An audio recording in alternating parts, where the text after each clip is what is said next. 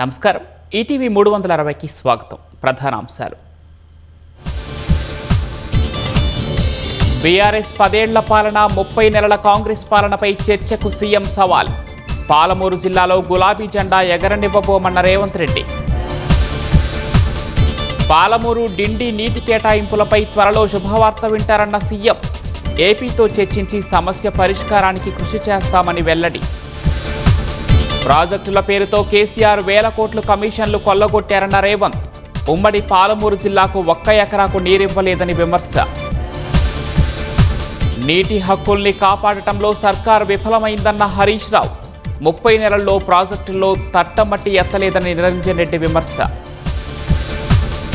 రంగారెడ్డి జిల్లా పుప్పాలగూడలో హైడ్రా మరో భారీ ఆపరేషన్. 30,000 కోట్ల విలువైన ప్రభుత్వ భూమికి ఫెన్సింగ్.